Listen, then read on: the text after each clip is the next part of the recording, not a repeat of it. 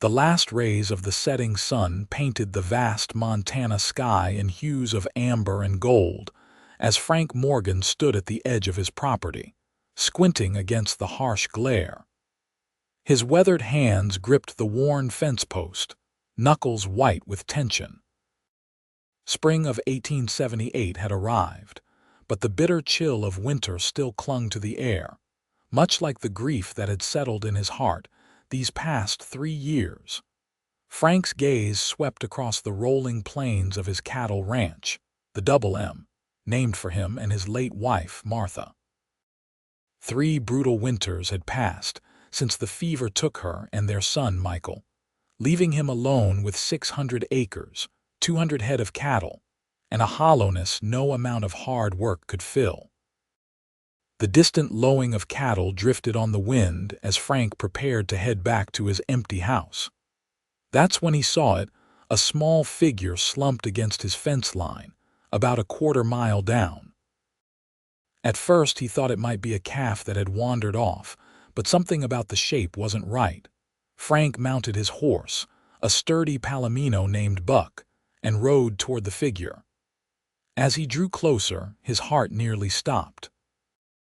It wasn't a calf at all, but a boy no more than 8 or 9 years old curled up against the fence post, his clothes tattered and his frame painfully thin.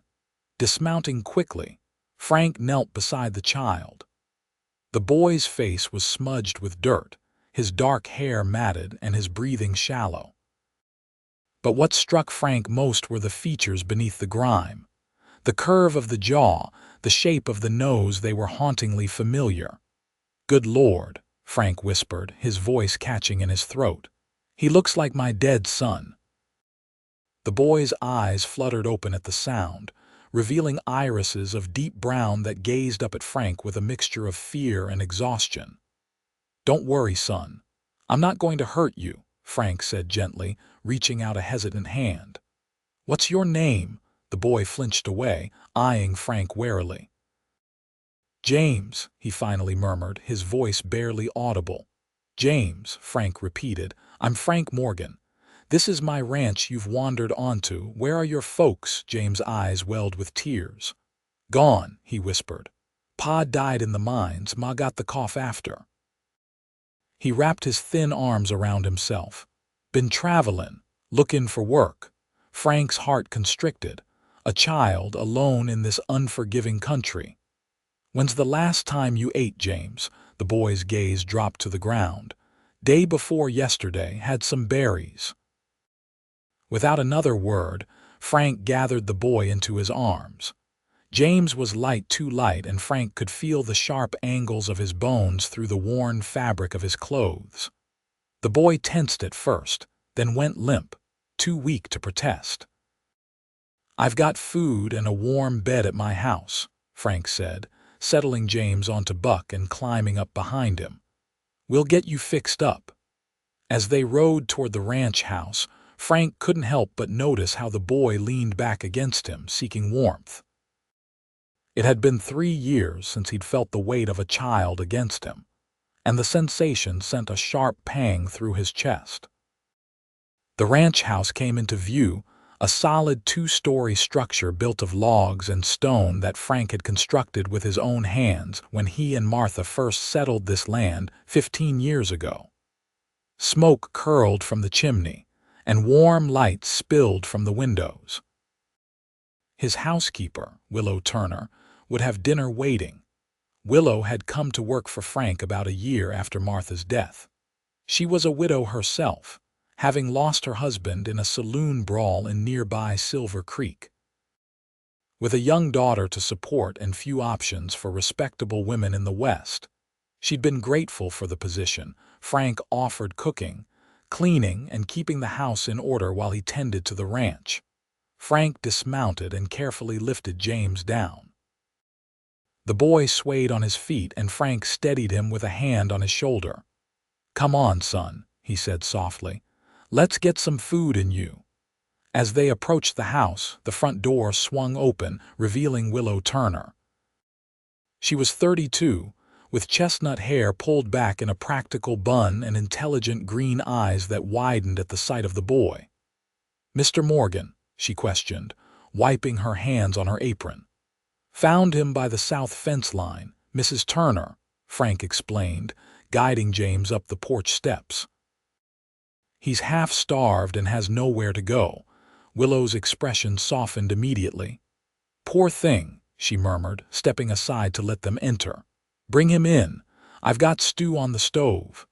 The warmth of the house enveloped them as they stepped inside. The main room was simply furnished but comfortable, with a large stone fireplace dominating one wall. A girl of about 12, Willow's daughter, Flora, looked up from where she sat reading by the fire. "Who's that?" she asked, curiosity bright in her eyes. "This is James," Frank answered, helping the boy to a chair at the table. "He's going to be staying with us for a while." Willow moved efficiently around the kitchen, ladling thick beef stew into a bowl. "Don't give him too much at first," she cautioned Frank. "His stomach won't be used to rich food if he's been starving." Frank nodded, watching as she set a small portion before the boy, along with a chunk of fresh bread. James stared at the food, his hands trembling slightly. "Go ahead, son," Frank encouraged. "It's for you." James needed no further prompting. He fell upon the food with desperate hunger, scooping stew into his mouth with shaking hands. Frank and Willow exchanged concerned glances over his head. "Slow down a bit," Willow said gently, placing a hand on the boy's shoulder. "There's plenty more, and you don't want to make yourself sick." James nodded, making a visible effort to eat more slowly. Frank sat down across from him, trying not to stare at the familiar set of the boy's features. It wasn't just a passing resemblance to Michael. It was as though his son had somehow returned to him, older than when he died but unmistakably similar. Flora had approached the table, watching the newcomer with undisguised interest. "Where did you come from?" she asked. James swallowed a mouthful of stew before answering. "All over. Pa and I were in Nevada, then Colorado for the mines. When he died, Ma and I headed east, but then—" His voice trailed off. "You don't have to talk about it now," Willow said, shooting her daughter a warning glance. "Finish your supper, and then we'll get you cleaned up and settled for the night." After James had eaten what he could, less than half the small portion Willow had given him, she led him to the washroom off the kitchen. Frank could hear her gentle instructions as she helped the boy clean up, and Flora's chattering as she fetched clean clothing. Frank remained at the table, turning his coffee cup between his palms. The resemblance between James and Michael couldn't be coincidence, could it? Yet, how could it be anything else? When James emerged from the washroom, the transformation was striking. Clean, with his dark hair combed back from his forehead and dressed in what must have been some of Frank's old clothes from the trunk upstairs, the boy looked even more like Michael. The clothes hung on his thin frame, but they were whole and clean. "Thank you, madam," James said to Willow, his voice stronger now that he had food in his belly. Willow smiled, resting a hand briefly on his shoulder. "You're very welcome, James. Now let's find you a place to sleep." "He can have Michael's room," Frank said, the words out before he could consider them. Willow looked at him sharply, concern in her green eyes. In the year she'd worked for him, Frank had never once opened the door to his son's bedroom. It remained as it had been the day Michael died, preserved like a shrine to the boy Frank had lost. "Are you sure, Mr. Morgan?" she asked quietly. Frank nodded, rising from his chair. "It's time," he said simply. Then to James, "Come with me, son." He led the way upstairs, aware of the boy's hesitant footsteps behind him. At the end of the hallway, Frank paused before a closed door, his hand resting on the knob for a long moment before he turned it. The room beyond was simple but comfortable, a single bed with a colorful quilt, a small desk under the window, a chest of drawers and shelves lined with books and wooden toys. A fine layer of dust covered everything, despite Willow's meticulous housekeeping elsewhere.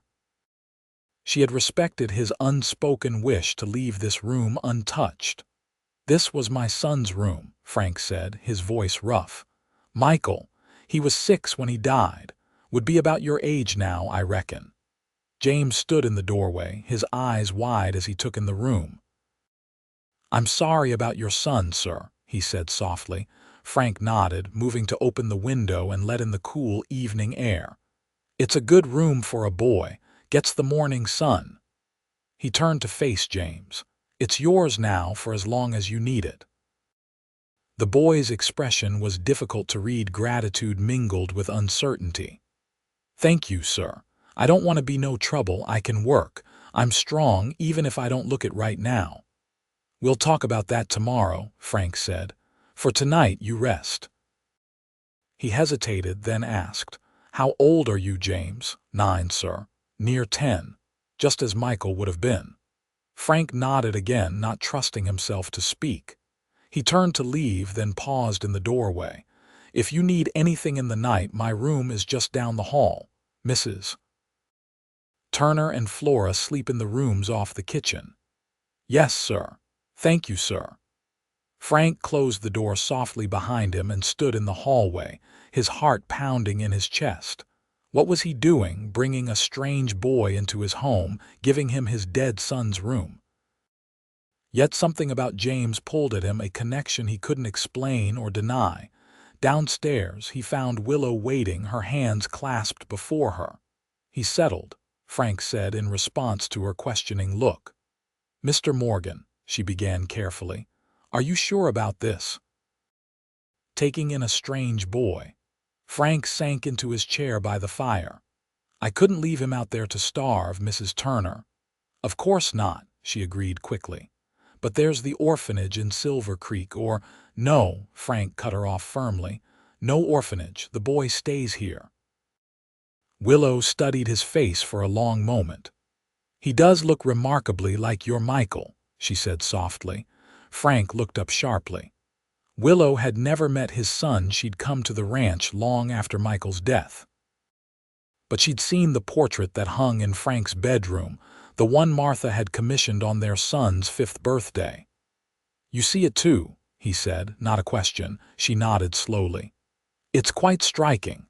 But Mr. Morgan, many boys have dark hair and eyes." "It doesn't mean—" "I know what it doesn't mean," Frank interrupted, more harshly than he'd intended. He sighed, rubbing a hand over his face. "I'm sorry, Mrs. Turner. It's been a long day." Willow's expression softened. "You don't need to apologize. You've done a kind thing taking that boy in." "I just—" She hesitated. "I don't want to see you hurt, is all." Their eyes met across the room, and something passed between them, an understanding, a moment of connection that surprised them both. Frank had always maintained a respectful distance from his housekeeper, mindful of propriety and still mourning Martha. But in that moment, he recognized the genuine concern in Willow's gaze, and it touched him deeply. "Thank you," he said simply. "Good night, Mrs. Turner." "Good night, Mr. Morgan," she replied, gathering her shawl around her shoulders and disappearing through the door that led to her quarters. Frank remained by the fire, listening to the sounds of the house settling for the night. Above him, the floorboards creaked slightly as James moved about in Michael's room. The sound, once so familiar and then painfully absent, sent a surge of emotion through Frank's chest. Whatever the future held, whatever James' story truly was, Frank knew one thing for certain. That starving boy at his fence line had awakened something in him that had been dormant for 3 long years. Hope. Morning arrived with the scent of coffee and frying bacon. Frank woke earlier than usual, his mind filled with thoughts of the boy sleeping in Michael's room. He dressed quickly and made his way downstairs to find Willow already at work in the kitchen, her hair neatly pinned back, her movements efficient as she prepared breakfast. "Good morning, Mr. Morgan," she greeted him, handing him a cup of coffee. "Morning, Mrs. Turner," he replied, taking the cup gratefully. Boy still sleeping, she nodded. I checked on him a little while ago. He was sound asleep, thought it best to let him rest. Frank agreed, settling at the table with his coffee. I've been thinking, he began. James is going to need proper clothes, shoes. Might be some of Michael's things would fit him, but he'll need more than that. I could take measurements and go into town later today, Willow offered. Flora needs new shoes herself, and we're running low on flour and sugar. Good idea, Frank said. Take the wagon, and Mrs. Turner, get the boy whatever he needs. Don't skimp on account of cost. Willow gave him a small smile. I won't, Mr. Morgan. The sound of footsteps on the stairs interrupted their conversation. James appeared in the doorway, looking uncertain.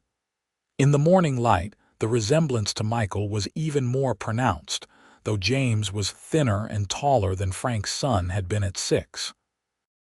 Good morning, sir, James said, hovering at the edge of the kitchen. Madam. Good morning, James, Willow greeted him warmly. You're just in time for breakfast. Are you hungry? The boy nodded eagerly, and Willow gestured him to the table. Sit down, then. I've got bacon, eggs, and biscuits coming right up. Frank studied James as the boy slid into a chair across from him.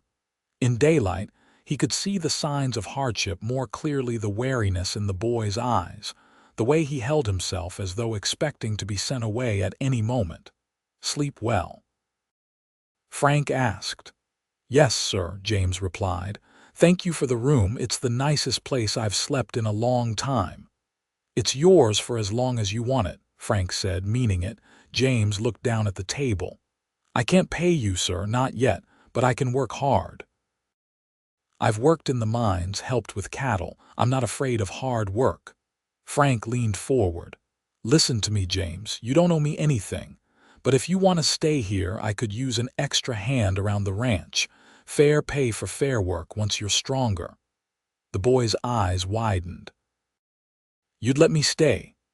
For real?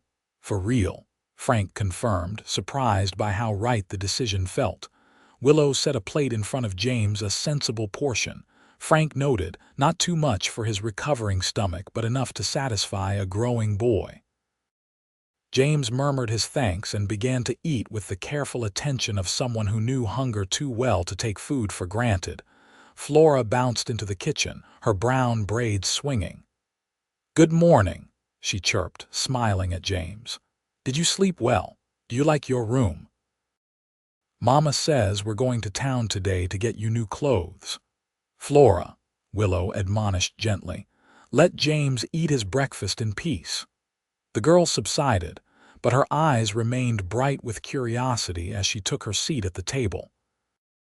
Frank found himself smiling at the scene, the kitchen filled with voices, the table surrounded by people. It had been too long since the house had felt this way. Even with Willow and Flora living there this past year, meals had been quiet, respectful affairs. James' presence had shifted something, breathed new life into the old routine. After breakfast, Frank took James out to show him the ranch. The boy's eyes grew wide at the sight of the cattle grazing in the distance, the sturdy barn, the corrals and outbuildings that made up the Double M. This is all yours? James asked, incredulous. Frank nodded. Built it up from nothing, my wife and I. Started with 50 acres and 10 head of cattle. Now it's 600 acres and 200 head. He didn't bother to keep the pride from his voice. The Double M was his life's work, his legacy, though until yesterday he'd had no one to leave it to. What happened to your wife? James asked, then immediately looked stricken. I'm sorry, sir, that's not my business. Frank rested a hand on the boy's shoulder. It's all right to ask questions, James. My wife, Martha, died 3 years ago. Fever took her and our son within a week of each other. James nodded solemnly. My ma went the same way. The cough turned to fever, nothing the doctor could do. They stood in silence for a moment, two males who had known loss too well, too young. Come on, Frank said finally. Let's see if we can find you a horse. Can't work a cattle ranch without a good horse under you. James' face lit up. My own horse, sir. Every ranch hand needs his own mount, Frank replied. And if you're staying, you're a ranch hand. They spent the morning in the corral where Frank introduced James to a gentle bay mare named Penny.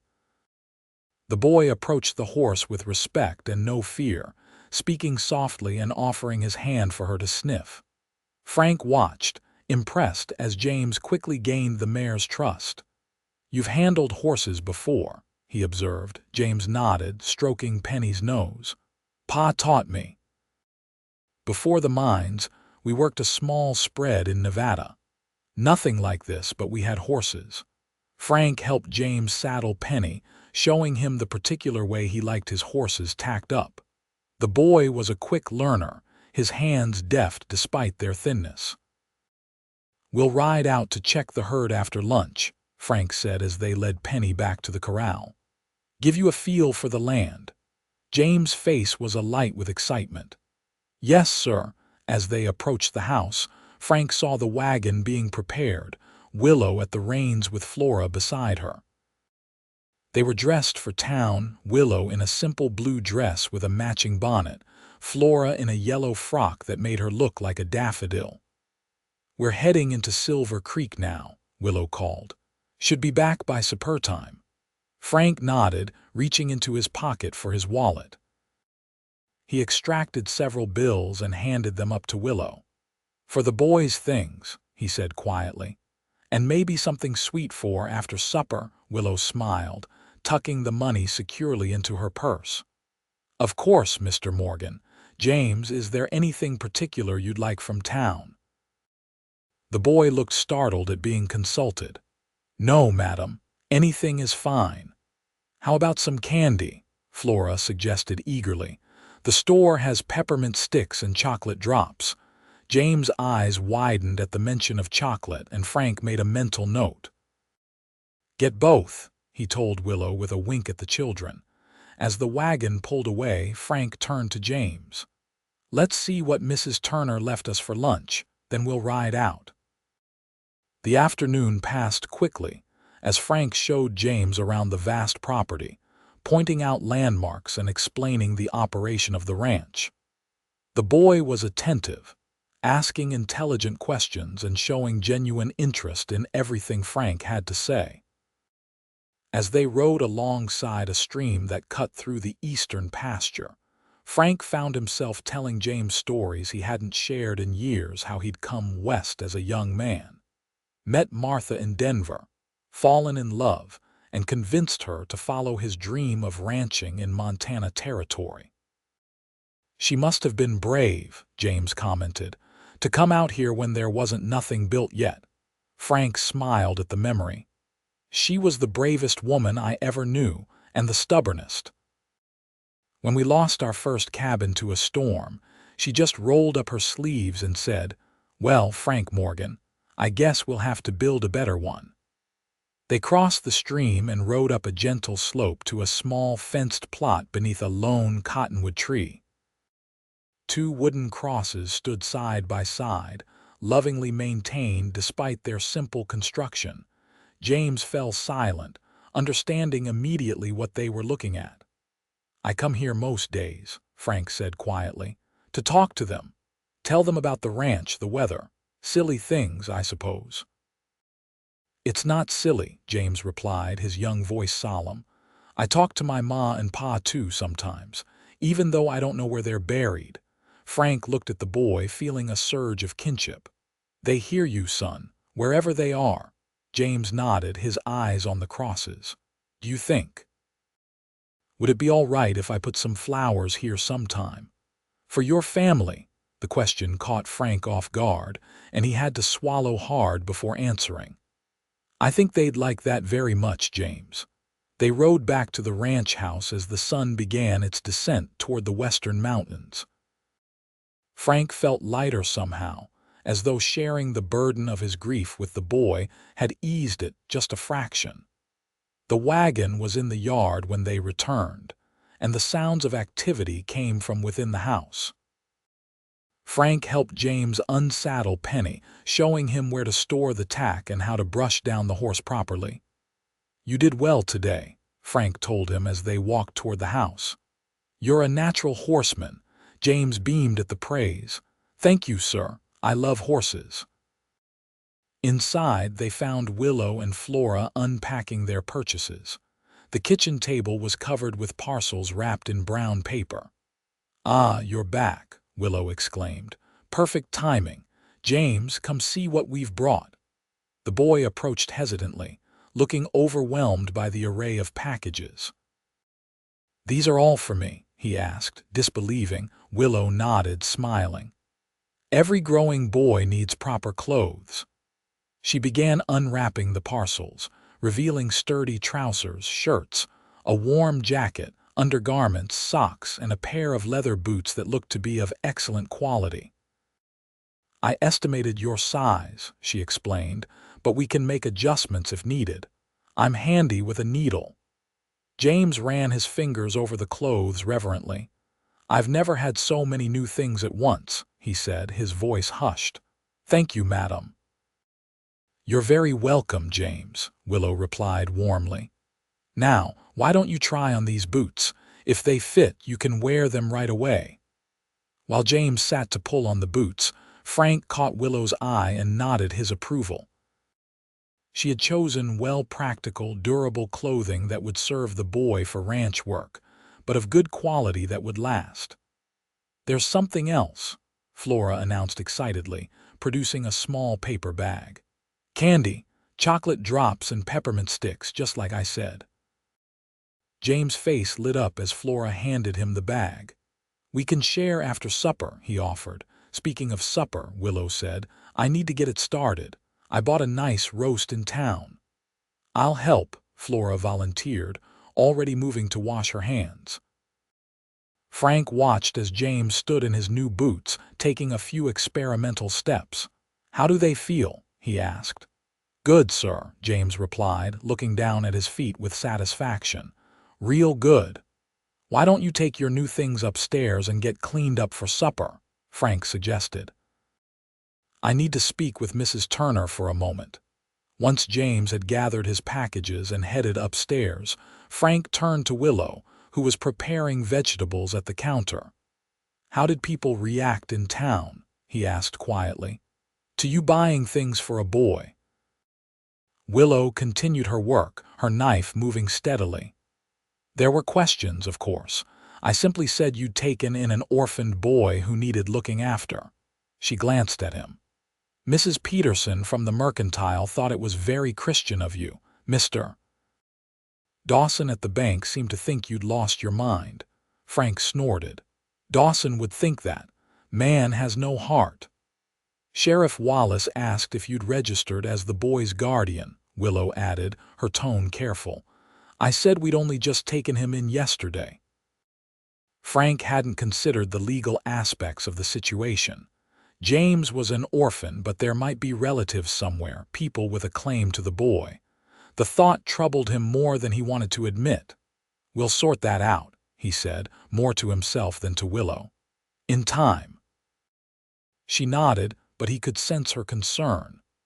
"Mr. Morgan," she began hesitantly, "the boy has clearly had a hard time, but we know very little about him, about his past." "He's 9 years old, Mrs. Turner.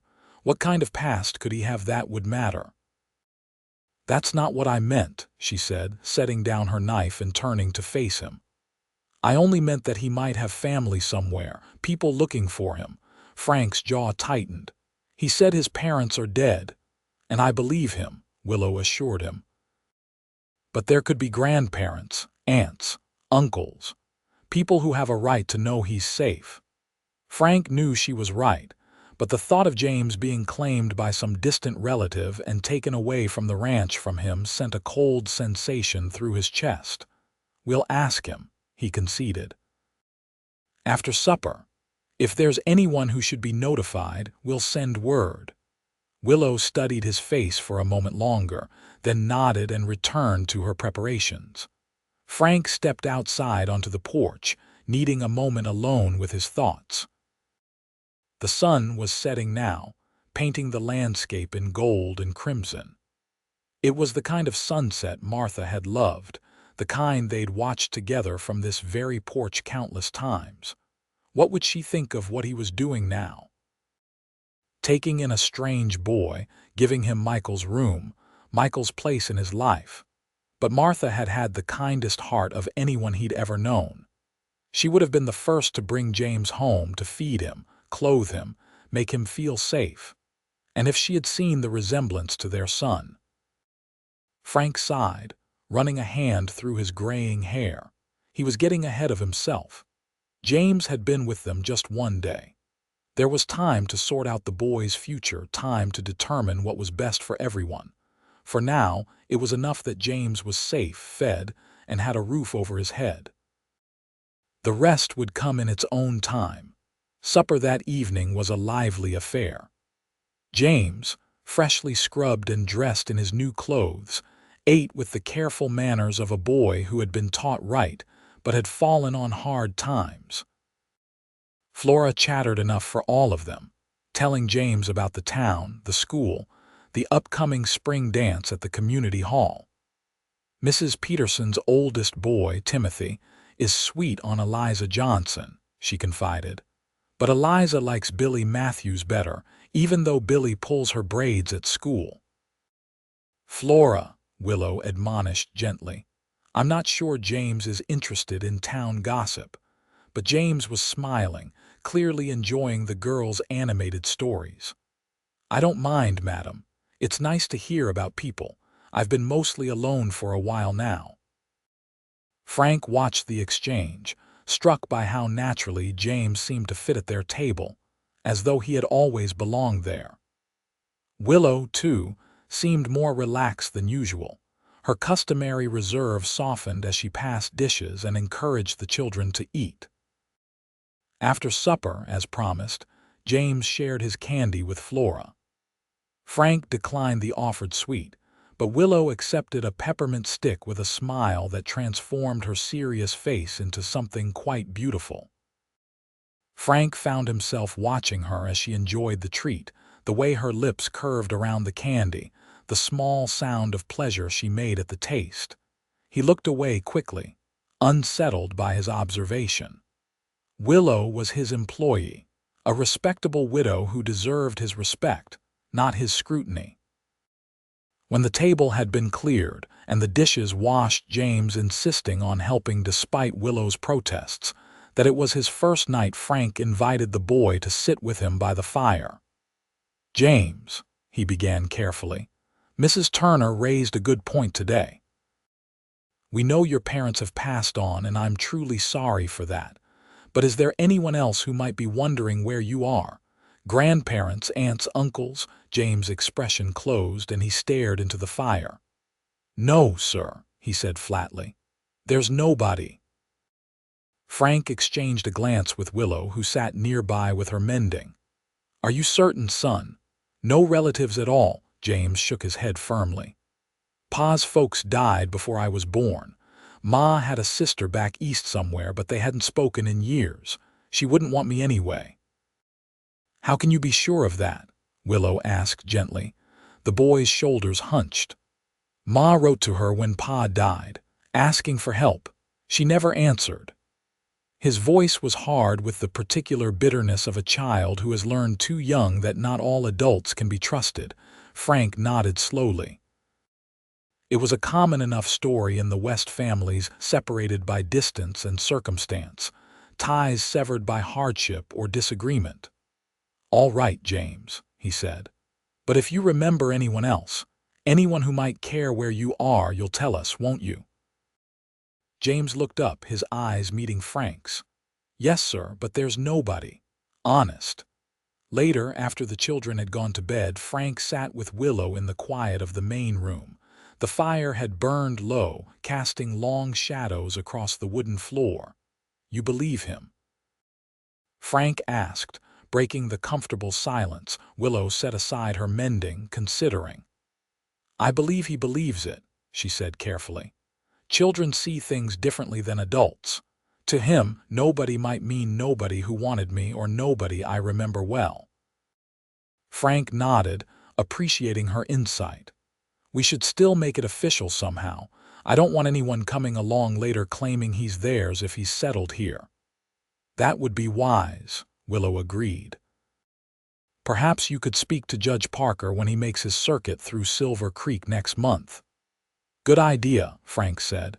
He hesitated, then added, "Thank you, Mrs. Turner, for everything you did today.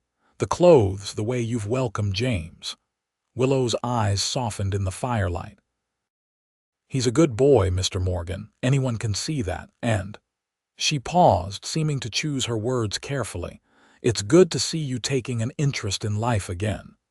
The statement caught Frank off guard. Had he been so obviously detached these past years? But of course he had. After Martha and Michael died, he had thrown himself into the ranch, working from dawn till dusk, speaking only when necessary, eating only because Willow put food before him. "I suppose I have been rather withdrawn," he admitted. "Grief takes its own time," Willow said softly. "No one would blame you for that." Frank studied her face in the dim light. Willow Turner had her own griefs, he knew. Her husband had been shot in a drunken argument over a card game, leaving her alone with a young daughter to raise. Yet she had carried on, found work, made a home for Flora. There was a quiet strength in her that Frank had always respected but perhaps never fully appreciated until now. "How did you do it?" he asked suddenly. "After your husband died, how did you—" "Go on." Willow looked surprised by the question, then thoughtful. "One day at a time," she said finally. "For Flora's sake at first. She needed me to be strong. And then, gradually, I found that life still held meaning, different than before, but meaning nonetheless." Frank nodded, understanding. "James reminds me so much of Michael," he confessed. "It's almost like having a piece of him back." Willow's expression grew concerned. "Mr. Morgan, Frank," she said, using his given name for the first time, "James is not Michael. He's his own person with his own story, his own needs." "I know that," Frank said, perhaps too quickly. Willow held his gaze. "Do you?" "Because taking in a child, any child, is a tremendous responsibility. If you're doing this because he reminds you of your son—" "It's not just that," Frank interrupted. "Yes, the resemblance struck me first. But there's something about the boy himself, his courage, his willingness to work, the way he's faced hardship without becoming hard. I admire that. I want to give him a chance at a better life." Willow's expression softened. "Then you're doing it for the right reasons," she said. "And for what it's worth, I think James is very fortunate to have found his way to your fence line." The sincerity in her voice warmed Frank in a way he hadn't expected. "Thank you, Willow," he said, her given name feeling right on his tongue. She smiled, a slight flush coloring her cheeks as she rose from her chair. "It's getting late. I should check on Flora and get some rest." Frank stood as well, suddenly aware of how alone they were in the quiet house. "Of course. Good night, Mrs. Willow." "Good night, Frank," she replied, gathering her mending basket. She hesitated in the doorway, looking back at him with an expression he couldn't quite interpret. "Tomorrow is another day." As she disappeared down the hallway to her quarters, Frank remained by the dying fire, pondering her words. Tomorrow is another day. Such a simple phrase, yet it held a promise he hadn't felt in years, the anticipation of what the new day might bring, rather than the dread of facing it alone. Spring advanced quickly across the Montana range, bringing longer days, wildflowers dotting the grasslands, and newborn calves that kept Frank and his hands busy from dawn till dusk. James thrived in the routine of ranch life, gaining weight and strength with each passing week. His natural affinity for horses made him particularly valuable during calving season, when a good cutting horse could mean the difference between a saved calf and a lost one. Frank watched with pride as the boy developed skills and confidence. James had a quick mind and willing hands, tackling each new task with determination. By the time Judge Parker's circuit brought him to Silver Creek in late April, Frank was certain that taking legal guardianship of James was the right decision. The judge, a stern but fair man who had known Frank for many years, listened carefully to the story of how James had come to the Double M. "And you're certain there are no living relatives who might have a claim on the boy?" he asked, peering at Frank over his spectacles. "None that he knows of, Your Honor," Frank replied. "And we've made inquiries in the areas where he said his family had lived. No one's come forward." Judge Parker nodded, making a note in his ledger. "And you, Mr. Morgan, are prepared to assume full responsibility for this child? His education, his moral upbringing, his future?" "I am," Frank said without hesitation. The judge studied him for a long moment. "Very well. I'll draw up the guardianship papers. The boy will remain in your care legally until he reaches the age of majority or unless some blood relative with a stronger claim should appear." Frank felt a weight lift from his shoulders. "Thank you, Your Honor." As they rode back to the ranch that afternoon, James unusually quiet beside him, Frank wondered what was going through the boy's mind. "Everything all right, son?" he asked. James glanced up, his expression troubled. "What if someone does come looking for me? Someone from my ma's family?" Frank hadn't expected the question. "Do you think that's likely?" James shook his head. "No, but what if it happens anyway?" Frank considered his answer carefully. "Well, the law says family has the first right to a child, but you're 9, almost 10. Your wishes would be taken into account, especially by a judge like Parker." James nodded, seeming slightly reassured. They rode in silence for another mile before he spoke again. "Mr. Morgan, would it be all right if I called you Pa, not all the time maybe, just sometimes?" Frank's heart seemed to stop, then restart with a painful thump. "I'd be honored, James," he managed to say past the sudden tightness in his throat. "Truly honored." The boy's face broke into a smile that rivaled the spring sunshine. "Thank you, Pa." When they arrived back at the ranch, Willow and Flora were waiting on the porch. Willow had taken to schooling both children in the evenings after chores were done, and Frank knew she'd been planning special lessons for the day. "How did it go?" she called as they dismounted. "It's official," Frank announced, placing a hand on James' shoulder. "Judge Parker has named me James' legal guardian." Flora clapped her hands in delight, and Willow's face broke into a warm smile. "That's wonderful news," she said, her eyes meeting Frank's over the children's heads. There was something in her gaze, approval perhaps, or something deeper that made his pulse quicken. "We should celebrate," she continued, addressing the children now. "I baked a spice cake this morning just in case." "With frosting?" James asked eagerly.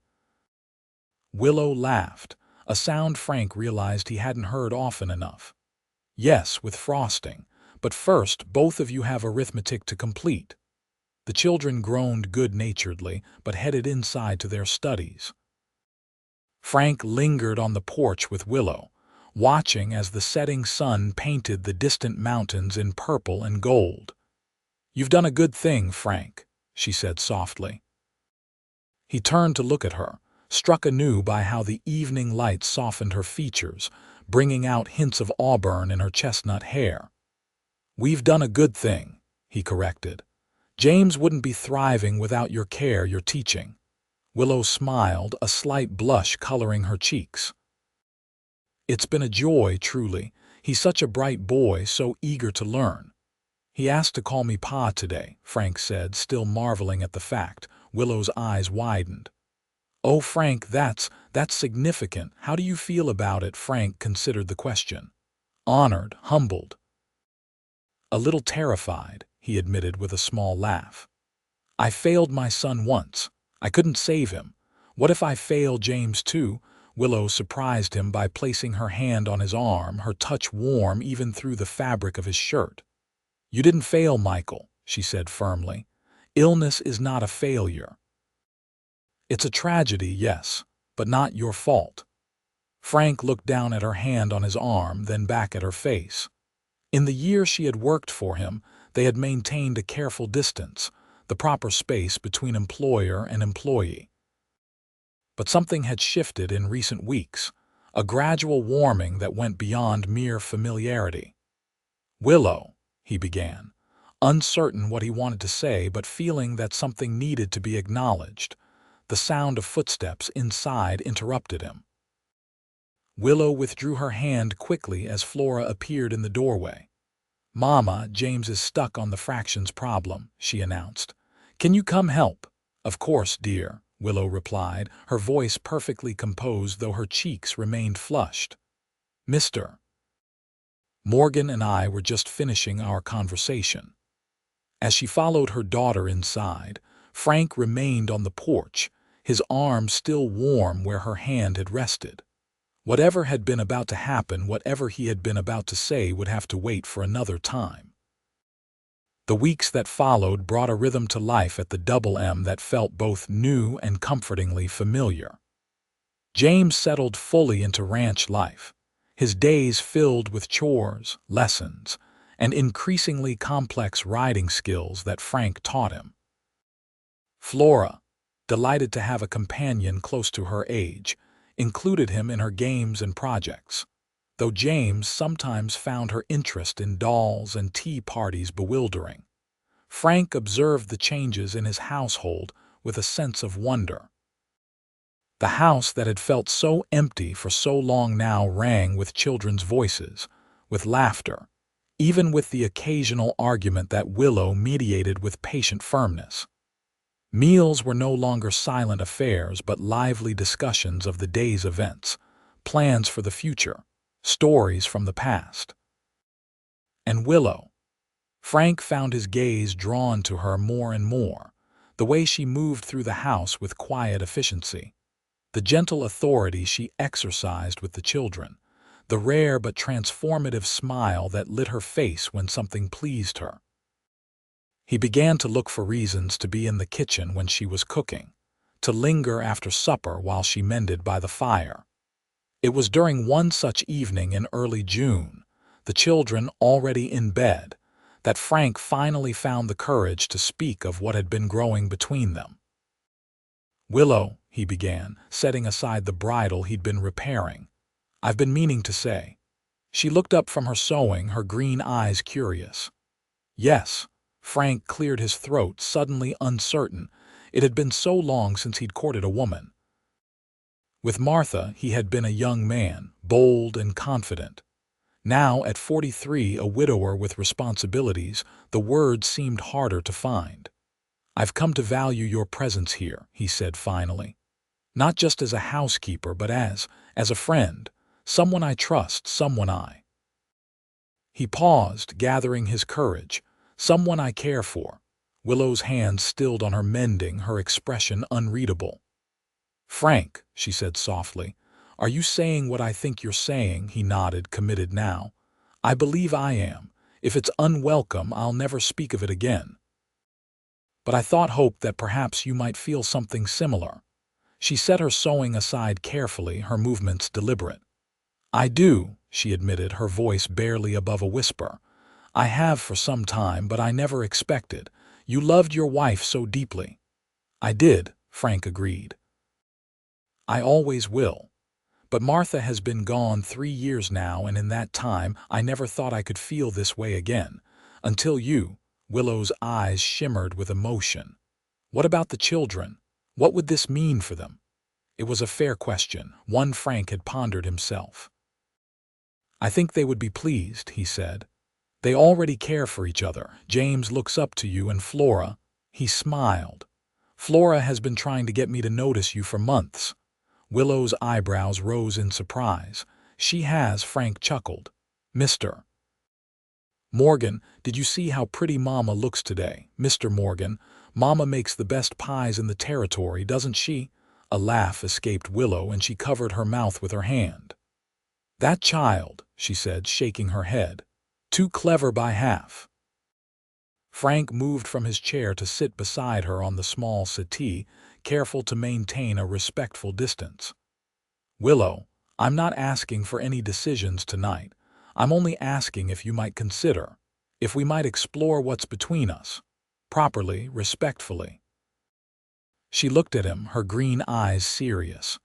"You're offering courtship." "I am," he confirmed. "If you're willing." Willow was quiet for a long moment, and Frank held his breath, afraid he had misread the situation, ruined the comfortable relationship they had built. "I would like that," she said finally, a small smile curving her lips. "Very much."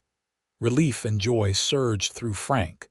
Impulsively, he reached for her hand, his rough fingers enveloping her smaller ones. "You've made me very happy, Willow Turner." Her smile widened, and she gave his hand a gentle squeeze. "As you have me, Frank Morgan."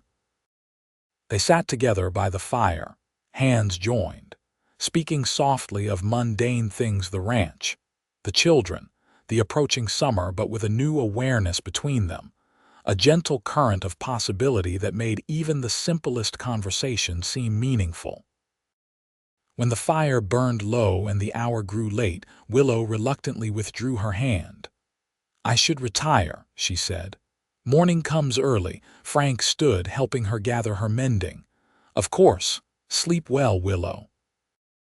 At the door to her quarters she paused, looking back at him with a shy smile that made her seem younger, almost girlish.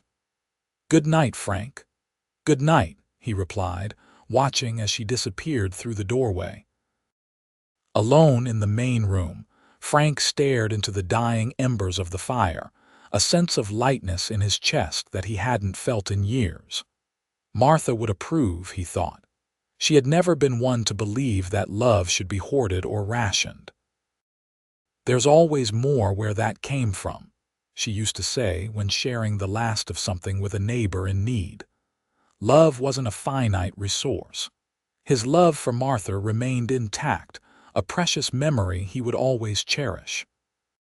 But his heart, it seemed, had room for new love as well, for James, for Flora, and now, perhaps, for Willow.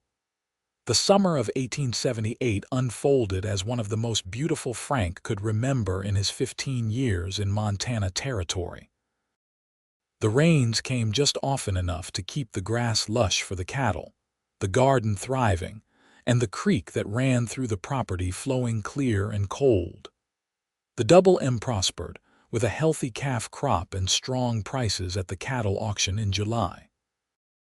But it was the changes within his household that Frank treasured most. His courtship of Willow progressed with the steady, unhurried pace that suited them both. They found moments to be alone together, riding side by side to check the western pastures, sitting on the porch after the children were asleep, occasionally driving into Silver Creek for supplies with just each other for company. During these times, Frank learned more about the woman who had been managing his household for over a year. He discovered her quiet wit, her love of poetry.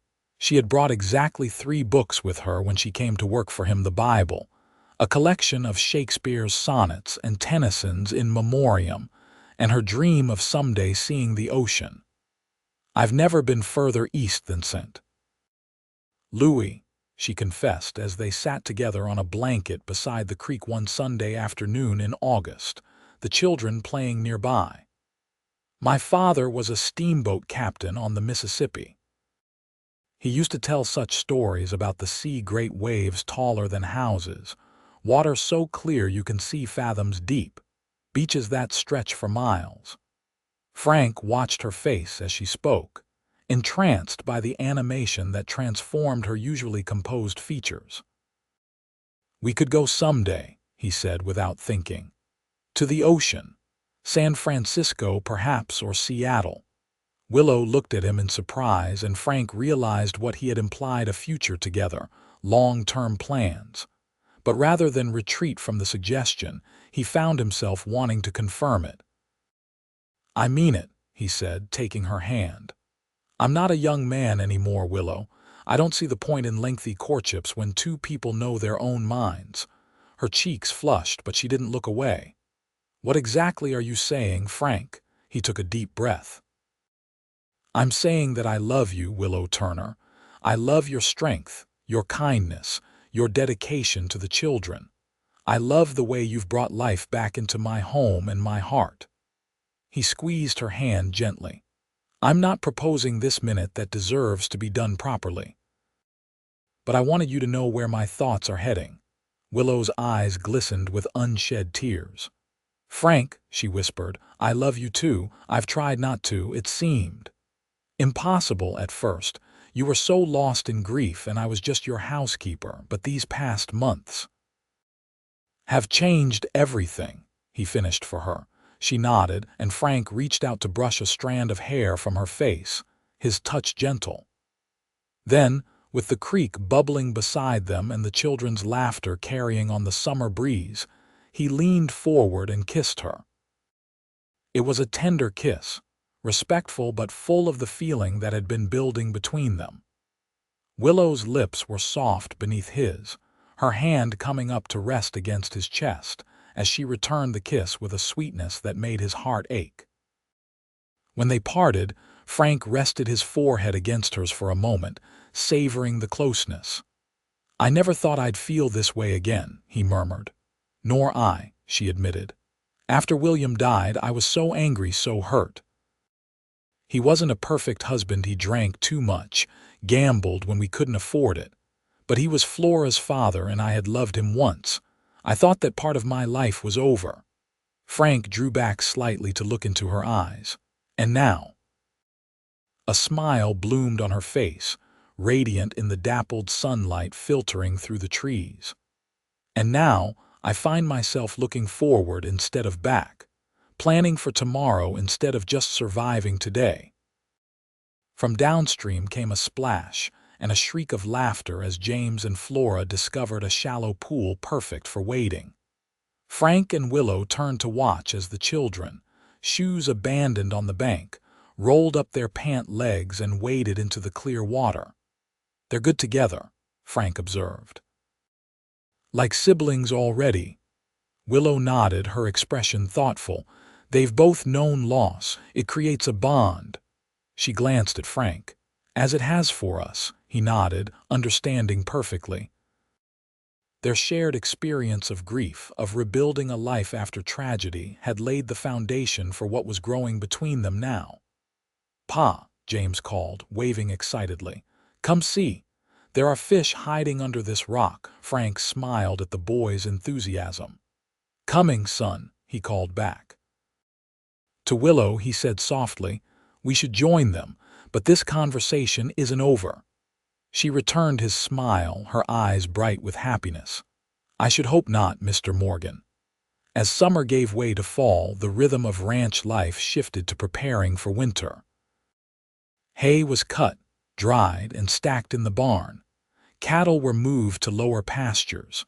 The garden was harvested, with Willow and Flora preserving fruits and vegetables for the cold months ahead. James, now nearly 10, threw himself into the work with enthusiasm, proud to be trusted with increasingly important tasks. Frank watched the boy's growing confidence with satisfaction. The thin, wary child who had appeared at his fence line 6 months earlier had transformed into a sturdy, self-assured young ranch hand. James still had moments of quiet sadness, especially at night or during storms that reminded him of his losses, but these grew less frequent as he settled into his new life. One crisp October morning, as Frank and James rode out to check on a section of fence that had been damaged in a recent windstorm, Frank decided it was time to discuss his intentions regarding Willow. James, he began as they walked their horses side by side, I wanted to talk to you about something important. The boy looked up attentively.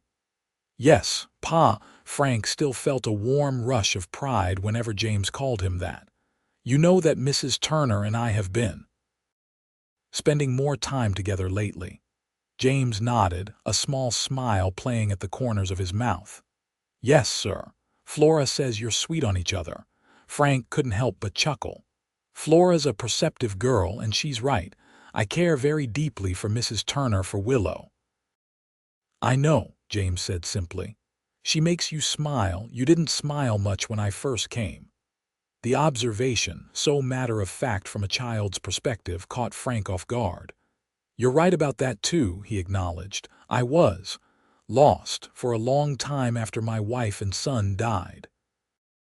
But you and Mrs. Turner and Flora, you've all helped me find my way back. James nodded solemnly, as though this was obvious. So are you going to marry her? Leave it to a child to cut straight to the heart of the matter. I'm thinking about it, Frank admitted, but I wanted to talk to you first. How would you feel about that? About Mrs. Turner and Flora becoming part of our family officially? James considered the question with the seriousness Frank had come to expect from him. I'd like it, he said finally. Mrs. Turner is nice.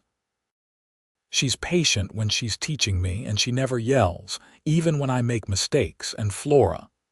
He grinned. She's a pest sometimes, but she's all right for a girl, Frank laughed, relieved by the boy's approval. That's high praise coming from you. Would Mrs. Turner be my ma then? James asked, his expression turning more serious. I mean, I had a ma already. I don't want to forget her. Frank reached across the space between their horses to rest a hand on James' shoulder. No one would ever ask you to forget your mother, son. You'll always carry her in your heart. But yes, if Mrs. Turner and I were to marry, she would be your stepmother. Another adult to care for you, to guide you as you grow up. James nodded, seeming satisfied with this explanation. I think my ma would be glad I have someone like Mrs. Turner looking after me, he said after a moment. She always said a boy needs a mother's touch. Frank swallowed past the sudden tightness in his throat. Your mother sounds like she was a wise woman. She was, James agreed. He was quiet for a moment, then added, I think you should ask Mrs. Turner to marry you, Pa. I think she'd say yes. Frank smiled at the boy's certainty. I hope you're right, son. I hope you're right.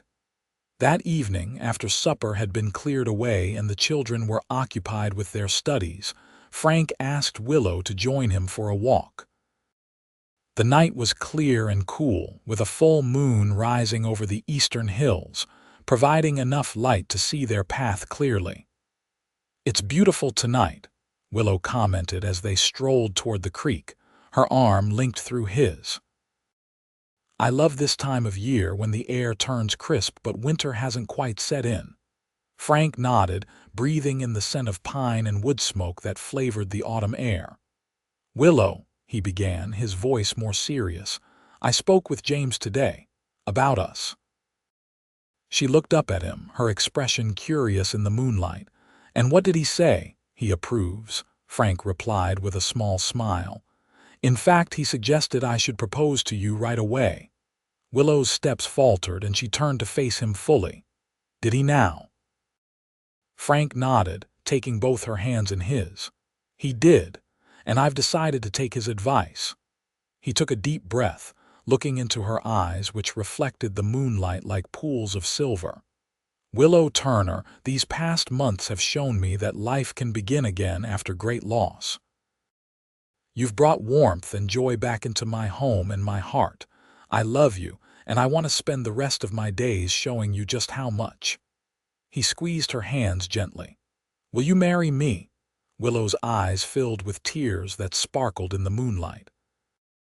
For a moment she didn't speak, and Frank felt a flicker of uncertainty. Then a smile broke across her face like sunrise. Yes, she said, her voice trembling with emotion. Oh, Frank, yes. Relief and joy surged through him, and he pulled her into his arms, holding her close as the night breeze rustled the trees around them. When he kissed her, it was with all the love and hope he felt for their future together. When? Willow asked when they finally drew apart, her arms still around his waist. When should we marry? Frank hadn't thought that far ahead, but now that she had accepted, he saw no reason to wait. Before winter sets in properly, he suggested. Early November, perhaps. A small ceremony at the church in Silver Creek with the children and our friends. Willow nodded, her expression radiant. That sounds perfect. Oh, her hand flew to her mouth. I'll need a dress, and we should tell the children right away. Frank laughed, delighted by her enthusiasm. Let's tell them tonight. And tomorrow, you and Flora can ride into town to order whatever you need for the wedding. No expense spared. They walked back to the house hand in hand, making plans and sharing ideas for their future. As they approached the porch, they could see the warm light spilling from the windows, the silhouettes of the children bent over their books at the table. Our family, Willow said softly, squeezing Frank's hand. Our family, he echoed, feeling a sense of completion he had thought lost forever. The children's reaction to the news was everything Frank and Willow could have hoped for. Flora squealed with delight, throwing her arms around her mother and then Frank. James was more reserved but clearly pleased, his smile wide as he congratulated them. Does this mean I'll have a sister? He asked, glancing at Flora. And I'll have a brother, Flora exclaimed, her expression suggesting this was the most exciting part of the arrangement. That's exactly what it means, Willow confirmed, her arm around her daughter's shoulders. We'll be a proper family. As Frank looked at the three of them, Willow, Flora, and James, his heart swelled with gratitude and love. 6 months ago, he had been a shell of a man, going through the motions of living while grief ate away at his soul. Now, he stood on the threshold of a new beginning, surrounded by people who had brought him back to life. And it had all begun with a starving boy at his fence line, a boy who looked like his dead son but who had proven to be a blessing entirely his own. The wedding of Frank Morgan and Willow Turner took place on the first Saturday in November 1878 at the small white church in Silver Creek. Though they had planned for a simple ceremony, it seemed the entire community turned out to witness the union. Frank was well respected in the area, and many had watched with sympathy as he withdrew into grief after the loss of his wife and son. To see him standing tall at the altar again, his face alight with happiness as Willow walked toward him in a gown of deep blue silk, was a cause for celebration. James stood proudly at Frank's side, serving as his best man despite his young age. Flora, radiant in a new dress of pale yellow, scattered late-blooming wildflowers in her mother's path. The ceremony was brief but heartfelt, with Reverend Thompson speaking eloquently about second chances and the healing power of love. When Frank and Willow exchanged vows, their voices were clear and certain. The kiss they shared after being pronounced husband and wife drew cheers and applause from the assembled guests. As they turned to face their friends and neighbors, Frank with his arm around his new wife's waist, he caught sight of James' face in the front pew. The boy was beaming, his eyes bright with emotion, and Frank felt a surge of gratitude so intense it nearly took his breath away. The celebration continued at the Double M, where tables had been set up in the yard and a feast prepared by the women of the community. As the afternoon sun cast long shadows across the ranch, Frank found a moment to stand apart and take in the scene. Willow, lovely in her wedding gown, laughing with her friends, Flora and James, running with the other children in an impromptu game of tag, neighbors and friends sharing food and conversation, their presence a testament to the connections that sustained life in this sometimes harsh land. Sheriff Wallace approached, offering his hand. "Congratulations, Morgan," he said, his weathered face creased in a smile. "You've got yourself a fine woman there." "That I do, Sheriff," Frank agreed, shaking the lawman's hand. "I'm a fortunate man." Wallace nodded, his gaze drifting to where James was now helping Flora climb a low-hanging branch of the old apple tree. "And those are two fine children. The boys settled in well, I take it." "Couldn't ask for better," Frank said proudly. "He's smart, hardworking. Has a way with horses that's near miraculous." "Good to hear," Wallace said, his expression thoughtful. "You know, when you first took him in, I had my doubts. Boy with no history, no one to vouch for him. But it seems my concerns were misplaced." Frank felt a flicker of unease. "Has something happened I should know about, Sheriff?" Wallace shook his head quickly. No, nothing like that. Just the opposite, in fact. I made some inquiries about his parents like I said I would. Confirmed his story as far as I could. Father was indeed a miner, died in a collapse near Leadville. Mother passed from consumption shortly after. Relief washed through Frank. "I never doubted his word, but it's good to have confirmation." "Indeed," Wallace agreed. He hesitated, then added, "There is one other thing, though probably nothing to worry about. There was some mention of an Uncle Mother's brother, not the sister James talked about. Man named Harlan Wade. Bit of a drifter by all accounts.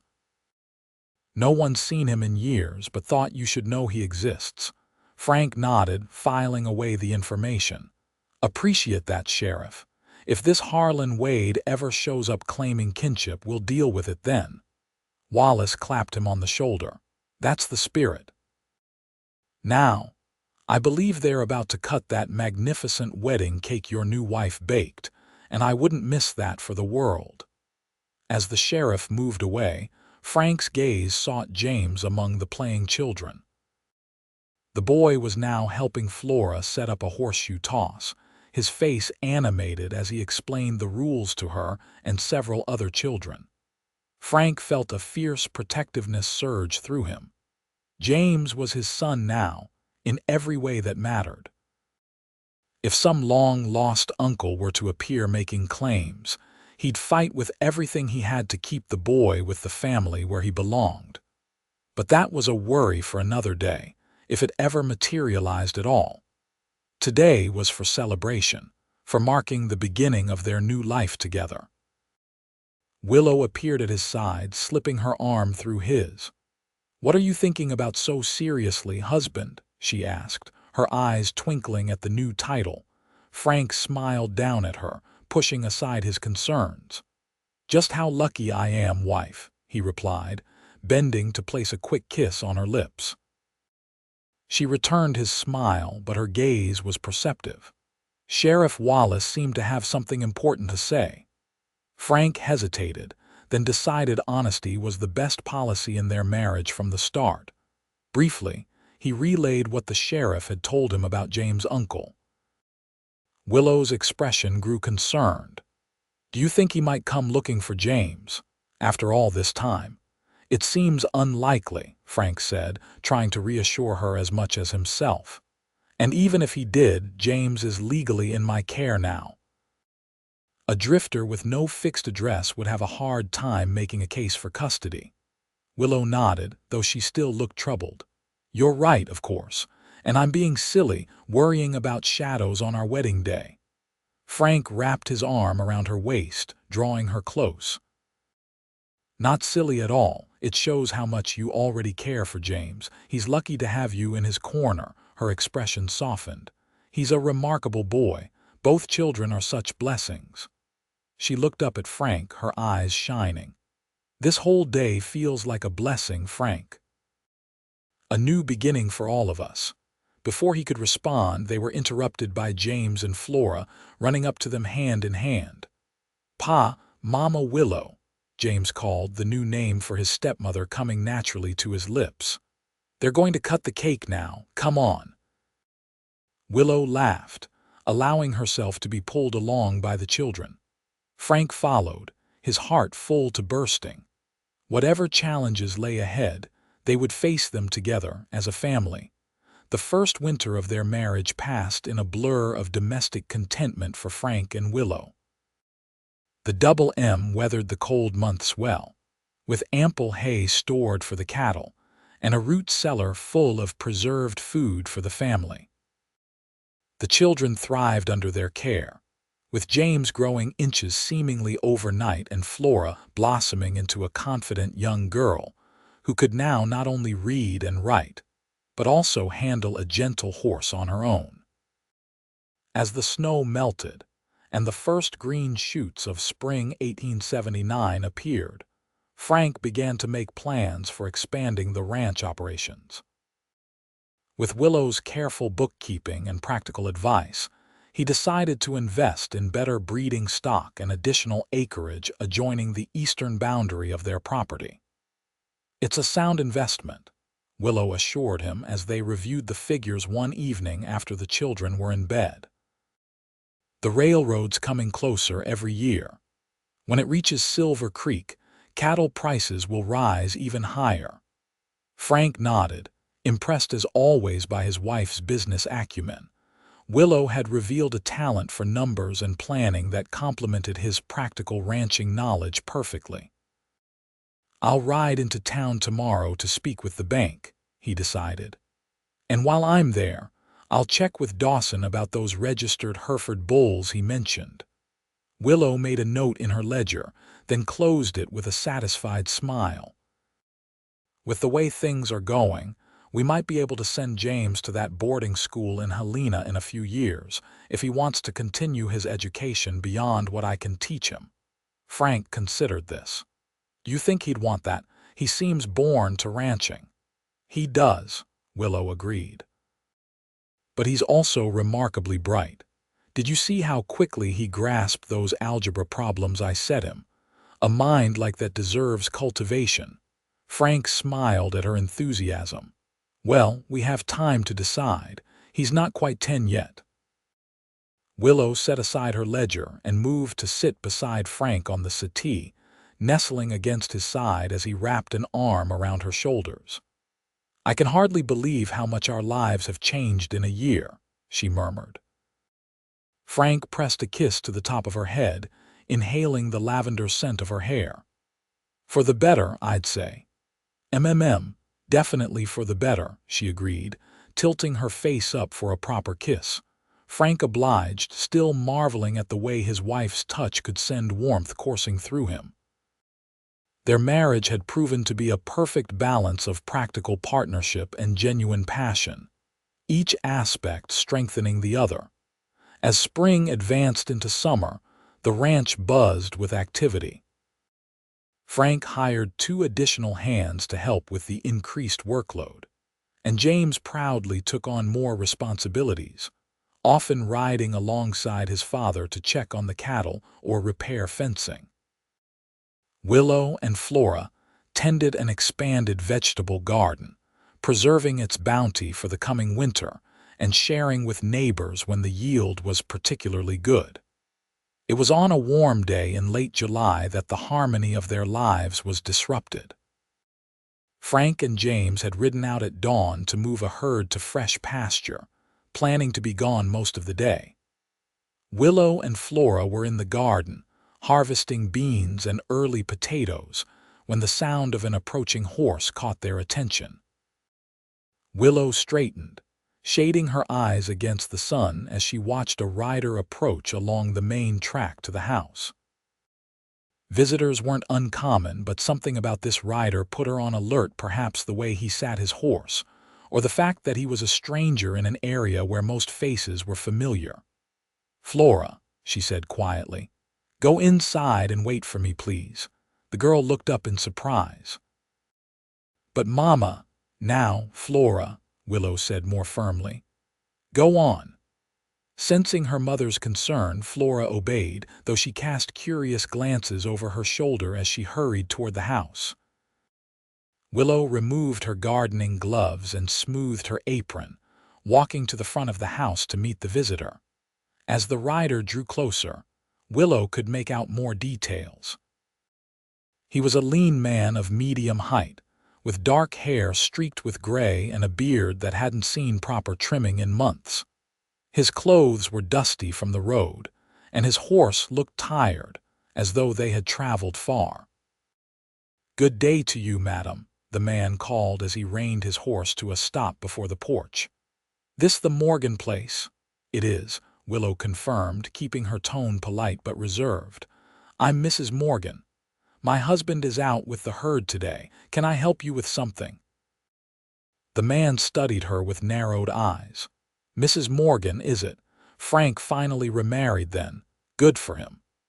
He swung down from his horse with the ease of someone accustomed to long days in the saddle. "Name's Harlan Wade. I'm looking for my nephew, James. I have reason to believe he's here." Willow's blood ran cold. This was the uncle Sheriff Wallace had mentioned, the one they had all but forgotten about over the months of peace and happiness. "Mr. Wade," she said carefully, "this is unexpected. How did you learn that James might be here?" Wade shrugged, looping his horse's reins around the hitching post. "Word gets around. Was in Leadville few months back, heard tell of a rancher from Montana who'd taken in a boy matching my nephew's description. Started asking questions, following the trail. Led me here." He fixed Willow with a hard stare. "So is he here or not?" Willow hesitated, torn between honesty and an instinctive desire to protect James. "Perhaps you'd better come inside, Mr. Wade. We can discuss this over coffee while we wait for my husband to return." Wade's mouth twisted in what might have been a smile. "That's mighty hospitable of you, Mrs. Morgan. Don't mind if I do." Inside, Flora was waiting in the kitchen, her eyes wide with curiosity and a touch of apprehension. Willow introduced her briefly, then sent her to fetch fresh water from the pump, wanting a moment alone with Wade. "Mr. Wade," she began as she set about preparing coffee, "I should tell you that James has been legally adopted by my husband. Judge Parker formalized the arrangement last spring." Wade raised his eyebrows. "Is that so?" "Well, blood's thicker than paper, Mrs. Morgan. I'm the boy's kin, his mother's brother. I've been looking for him since my sister died." Willow measured coffee grounds with steady hands, though her heart was racing. "That was nearly 2 years ago, Mr. Wade." "Where have you been all this time?" A flash of anger crossed Wade's face. "I was working a claim in Colorado when Mary died. Didn't get word until months later. Been searching ever since when I could. A man has to eat, has to work." Willow nodded, keeping her expression neutral. "Of course." "And now that you've found him, what are your intentions?" Wade leaned back in his chair, his posture deceptively casual. "Why, to take him with me, of course. Boy belongs with family." "He is with family," Willow countered firmly. "He has a father who loves him, a sister, a mother. He's happy here, Mr. Wade. Thriving." "I'm sure he is," Wade said, his tone hardening slightly. "Fine ranch like this, plenty of food, nice clothes. But he's my blood, and I aim to raise him myself." Before Willow could respond, the back door opened and Flora returned with the water bucket. The conversation halted as Willow busied herself with the coffee pot, her mind racing. Frank and James wouldn't be back until evening. She needed to stall Wade somehow to buy time. "Mr. Wade," she said as she set a cup of coffee before him, "surely you must be tired from your journey. Why not rest here today? My husband and James will return by supper time. You can speak with them then." Wade considered her offer, his fingers drumming on the table. "Seems reasonable," he agreed finally. "Been on the road a spell, wouldn't mind a proper meal and a chance to clean up." Relief washed through Willow, though she was careful not to show it. "Flora, please show Mr. Wade to the washroom. There's clean towels on the shelf, and then you can help me prepare a midday meal." As Wade followed Flora from the kitchen, Willow leaned against the counter, her hands trembling slightly.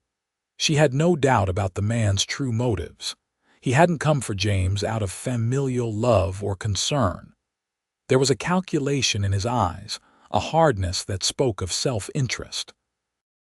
Perhaps he had heard about the prosperous ranch where his nephew had found a home and saw an opportunity for himself. Whatever his reasons, Willow was determined that he would not take James from them. The boy was finally secure, happy, part of a loving family. She would not let this stranger disrupt his life again. When Wade returned, clean-shaven and with his hair slicked back with water, Willow had composed herself. She served a simple but hearty meal of cold ham, bread and pickled vegetables, maintaining polite conversation while carefully avoiding any mention of James beyond confirming that he lived with them. After the meal, Wade expressed a desire to see the ranch. Willow, unwilling to leave him alone in the house and equally unwilling to send Flora with him, suggested they all go. She saddled her mare while Wade readied his own horse, and with Flora riding behind her mother, they set out. Willow deliberately led them in the opposite direction from where she knew Frank and James were working with the herd. She showed Wade the barns, the corrals, the hay fields, all the while watching the sun's position in the sky and calculating how long until Frank would return. Wade seemed impressed by the operation, commenting on the quality of the stock and the well-maintained buildings. "Morgan's done well for himself," he observed as they rode back toward the house in the late afternoon.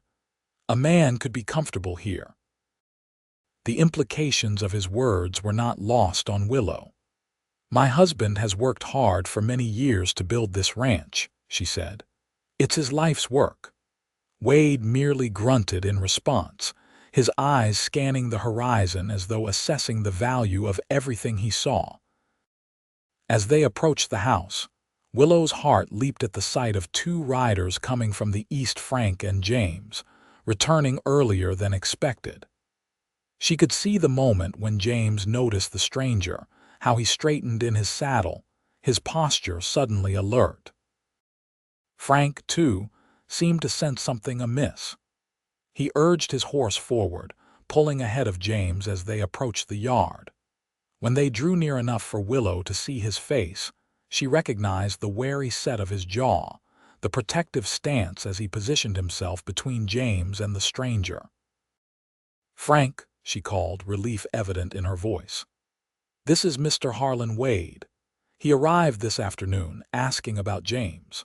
Frank's expression hardened as he dismounted, handing his reins to James, who remained on horseback, his young face a mask of confusion and growing alarm. "Wade," Frank acknowledged with a curt nod. "I've heard your name before. Sheriff Wallace mentioned you might exist." Wade swung down from his horse, facing Frank with a challenging stance. "Morgan, appreciate you looking after my nephew while I was searching for him. But I'm here now, come to take him home." James made a small, distressed sound, and Frank's expression grew thunderous. "James is home," he said, his voice low and dangerous. "He's my son now, legally adopted with the blessing of Judge Parker. If you've come to make trouble, you'd best ride on." Wade's smile didn't reach his eyes. "Now, that's not very neighborly, Morgan. Boy's my blood kin. Law recognizes that, adopted or not." "Pa," James' voice was small, frightened. He had dismounted and now stood beside his horse, looking between the men with growing alarm. Frank glanced at him, his expression softening. "It's all right, son. Go inside with Willow and Flora." But Wade took a step toward James, his hand outstretched. "James, boy, don't you remember your Uncle Harlan? Used to bring you peppermint sticks when you were knee-high to a grasshopper." James shook his head slowly, backing away. "I don't remember you," he said, his voice steadier than Willow would have expected. "I don't have an uncle, just an aunt back east who didn't want me." Wade's expression darkened. "Your ma's sister was a cold woman, true enough, but I'm different. I've been looking for you since Mary died." 2 years, Frank cut in, moving to stand beside James, a hand on the boy's shoulder. 2 years you've been looking while James was starving, wandering alone. Where were you when he needed you, Wade?" A flash of anger crossed Wade's face. "I didn't know Mary had died until it was too late. By then, the boy was gone." "And now he's found," Frank said firmly. He has a home, a family who loves him. What can you offer that's better than that?" Wade's eyes narrowed and his hand drifted toward his hip, where Willow suddenly noticed the outline of a holstered pistol beneath his coat. "Blood ties, for one thing," he said, his voice harder now. "And I won't be denied what's mine, Morgan. Not by you, not by any judge." The tension in the yard was palpable. Willow moved closer to Flora, ready to shield her daughter if the confrontation turned violent. But before Wade could make another move, the sound of approaching horses drew everyone's attention. Sheriff Wallace rode into the yard, accompanied by one of his deputies. His gaze took in the scene quickly, Frank and Wade facing off, James looking frightened, Willow and Flora standing nearby. "Afternoon, folks," Wallace said casually, though his hand rested near his own weapon. "Thought I'd ride out and see how the Morgan family is doing. And who might this be?" "Harlan Wade," Frank supplied, relief evident in his voice. "James' uncle, or so he claims. Just arrived today, demanding to take the boy with him." Wallace dismounted slowly, his experienced eyes assessing Wade. "Is that so? Well now, Mr. Wade, that's a serious claim. Do you have any proof of your relationship to the boy?" Wade scowled. "What proof do I need? I'm Mary's brother. The boy's my kin." "I see," Wallace said, his tone neutral. "And do you have any documentation? Letters from your sister, perhaps? Anything that establishes your claim?" Wade's silence was answer enough. "Because," Wallace continued, "I have documented proof that James has been legally adopted by Frank Morgan, with all the proper paperwork filed with the territorial court. And I also have information from the sheriff in Leadville that a man matching your description is wanted for questioning regarding a claim-jumping incident that left one minor dead." Wade's face drained of color. "That's a damn lie," he snarled, but his hand moved away from his weapon. "Maybe so," Wallace agreed amiably. "But it's something we'll need to sort out back in town. Now, why don't you come with me and Deputy Finch here and we'll get this all straightened out?" For a moment, it seemed Wade might resist. His eyes darted around the yard, calculating his odds. But with the sheriff and deputy both watching him carefully and Frank standing protectively beside James, he finally nodded. "Fine," he spat. "But this isn't over, Morgan. The boy's my blood and I don't give up what's mine." "We'll let the law decide that," Wallace said firmly. He nodded to his deputy, who moved to take Wade's arm. "Mr. Wade, you'll be coming with us to Silver Creek. Mr. Morgan, I'd appreciate it if you'd bring James into town tomorrow to make a statement about his relationship with his uncle."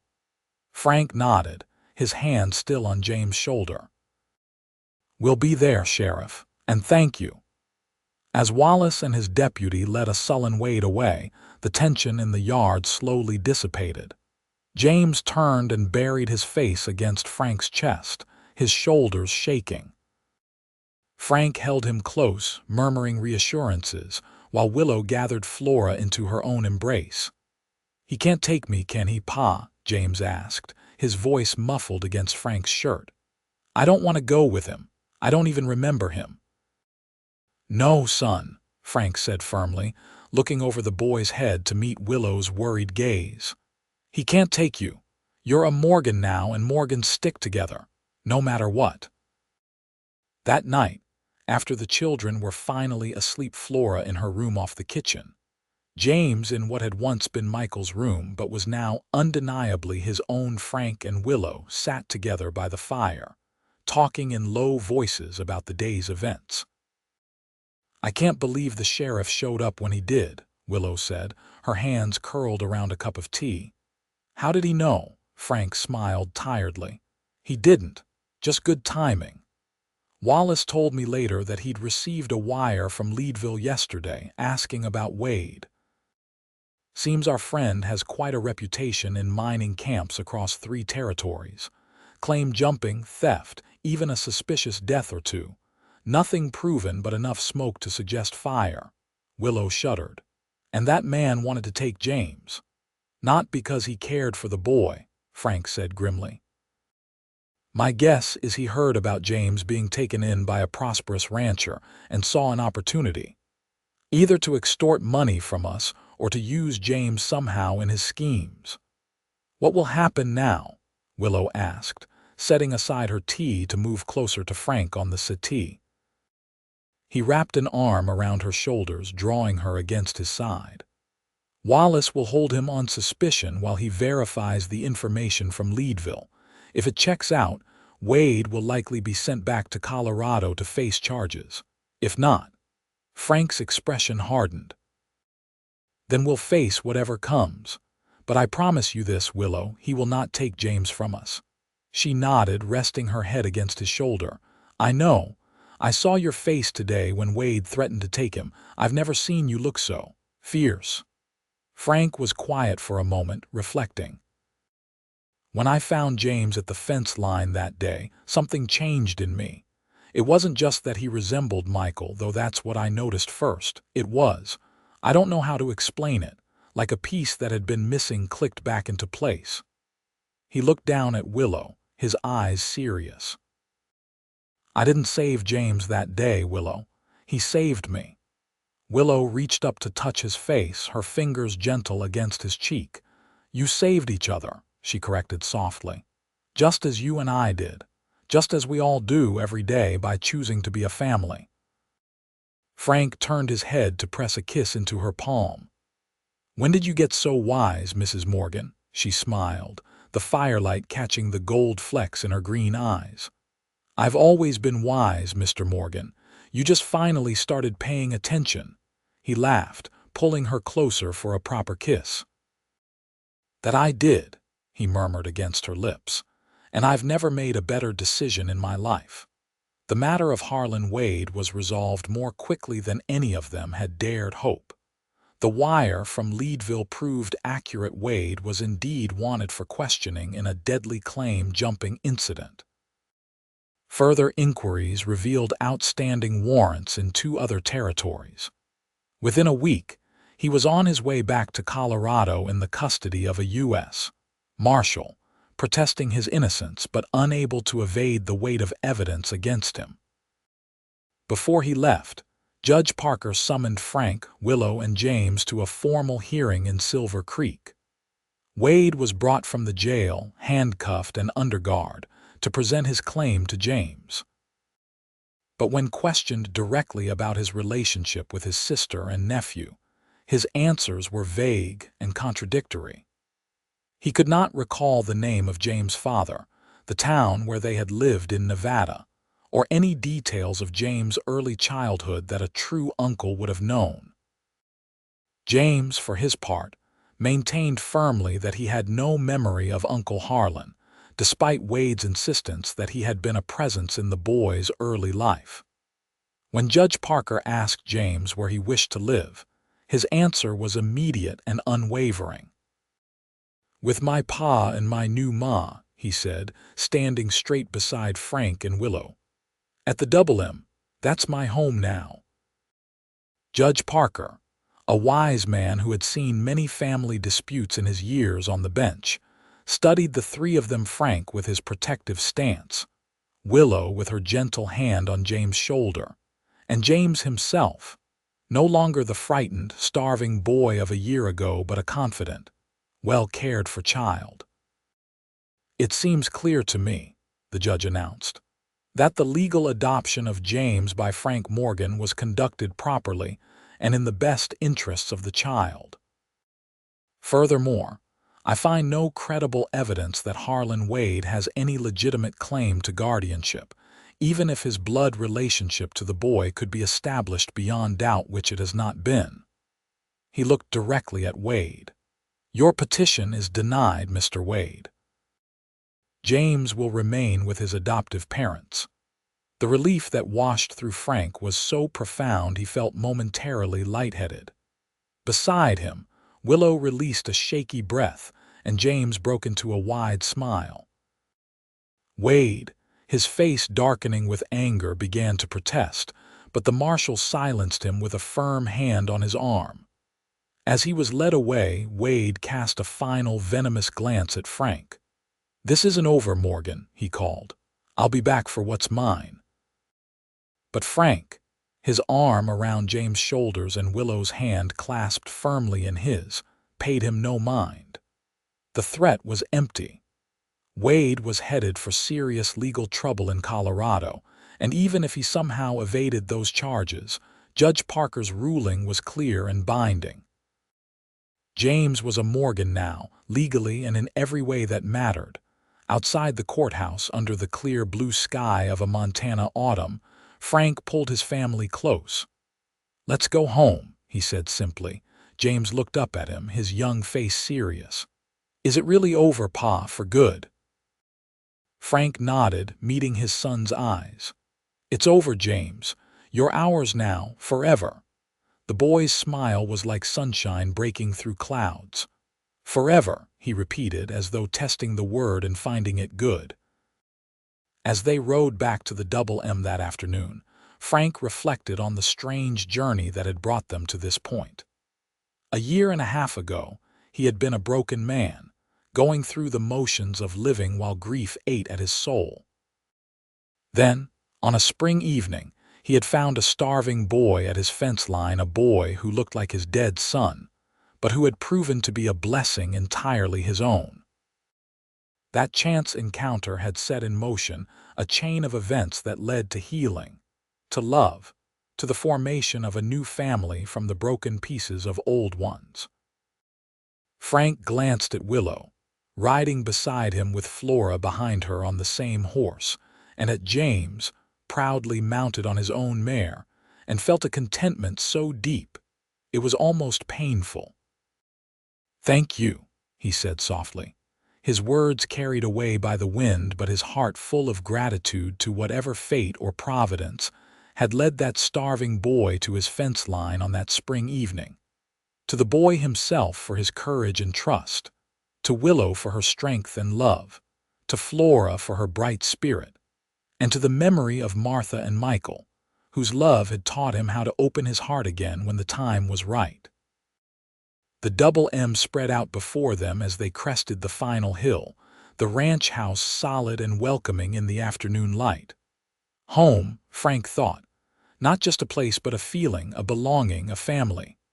"Race you to the barn," James called suddenly, urging his mare forward with a whoop of delight. Flora squealed in protest. "No fair.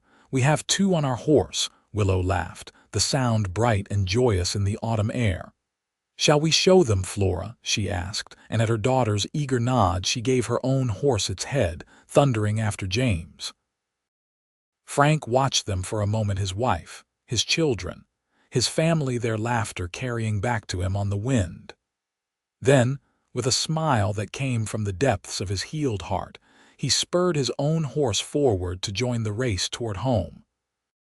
10 years later, in the summer of 1889, Frank Morgan stood on the porch of the Double M Ranch house, watching as a cloud of dust on the horizon signaled an approaching rider.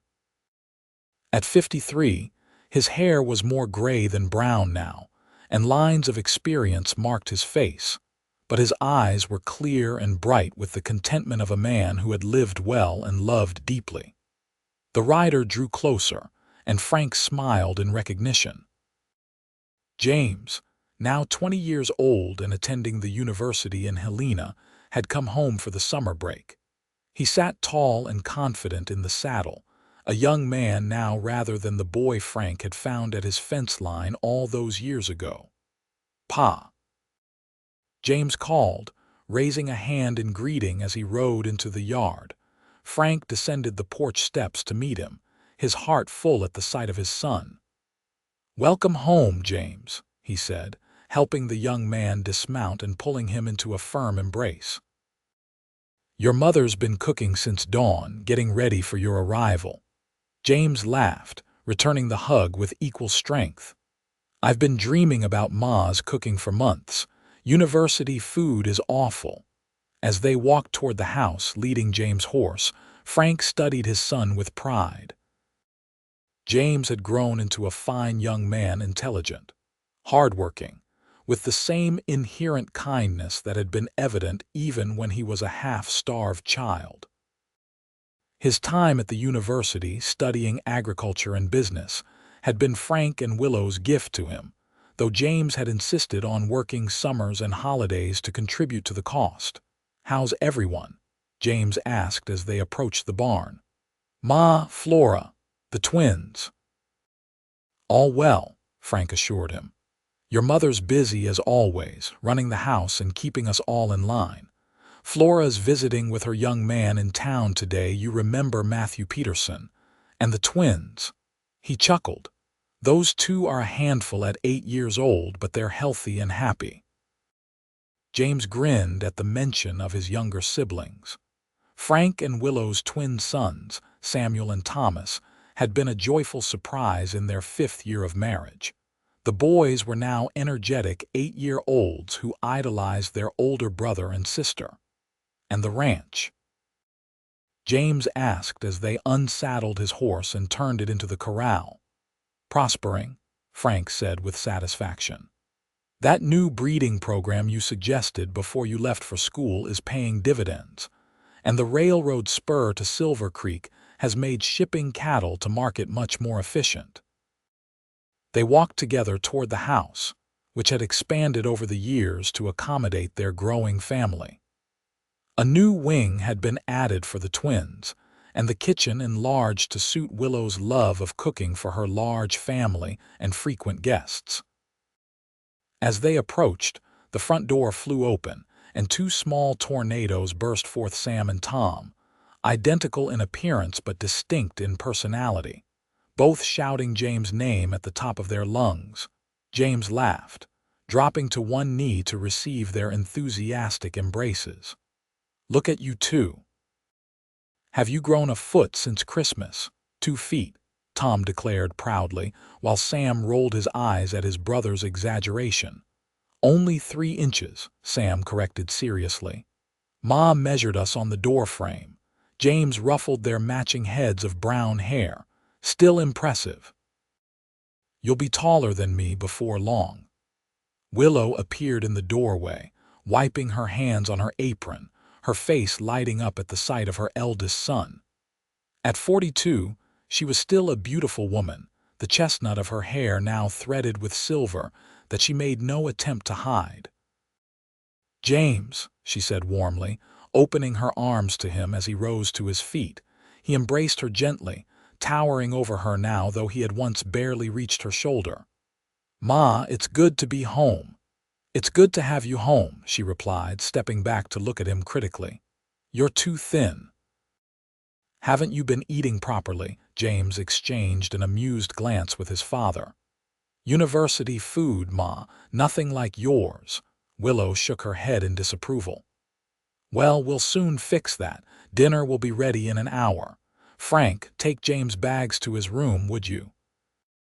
Boys, come help me finish setting the table." The twins scampered back inside, and Willow gave James one more quick hug before following them. Frank watched her go with the same appreciation he had felt since their courtship days. 11 years of marriage had only deepened his love and respect for the remarkable woman who had helped him rebuild his life. "She hasn't changed a bit," James observed with a smile. "Still running the house like a general commanding troops." Frank chuckled. "Don't let her hear you say that." "But you're right, she's the heart of this place. Always has been." Later, as the family gathered around the large oak table for dinner, Frank looked at the faces surrounding him and felt a profound sense of gratitude.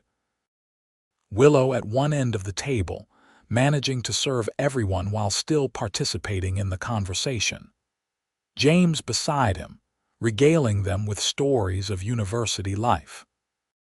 Flora, 23 now and recently engaged to Matthew Peterson, listening with interest and occasionally interjecting her own observations. The twins, attempting to maintain their best behavior but barely containing their excitement at having their big brother home. This was the family that had grown from that fateful day when a starving boy had appeared at his fence line. This was the love that had blossomed from tragedy and loss. This was the legacy that would continue long after he was gone. As if sensing his thoughts, Willow glanced down the table at him, her green eyes warm with understanding and shared joy.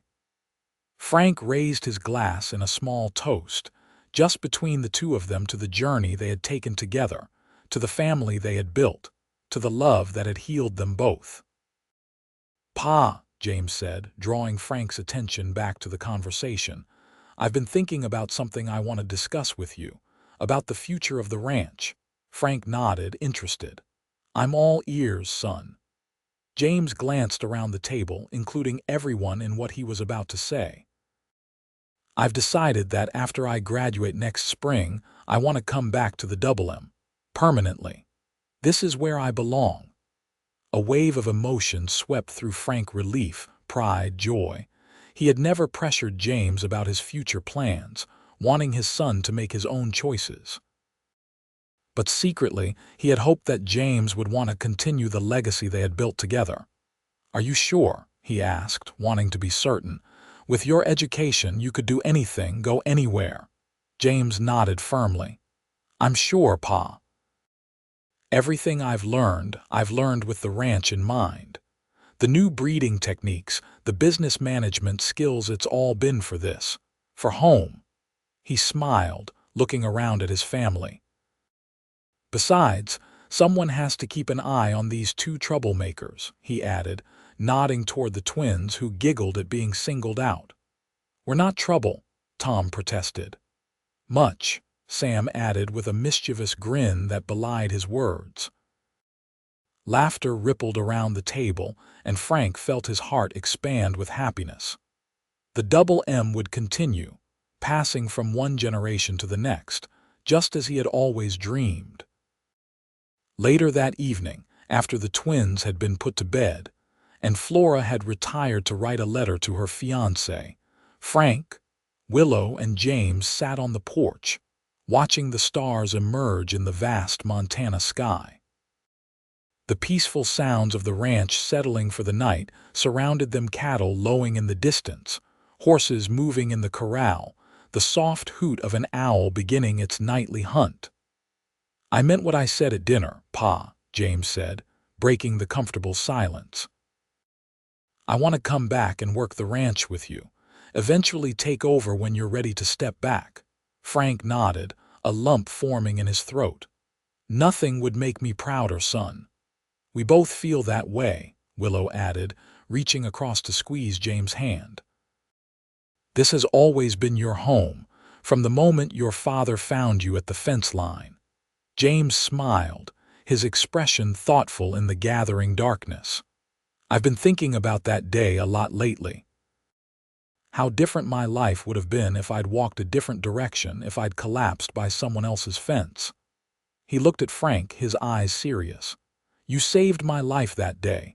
Frank shook his head slowly. "No, James, you saved mine. I was just existing before you came along, going through the motions. You brought me back to life." "We saved each other," James said, echoing Willow's words from years ago. "That's what family does." Willow smiled, tears glistening in her eyes. "Indeed it is," she agreed softly. As the night deepened around them, the three sat in companionable silence, each lost in their own thoughts but bound together by the love and respect they shared. Frank reached for Willow's hand, entwining his fingers with hers, and felt her gentle squeeze in response.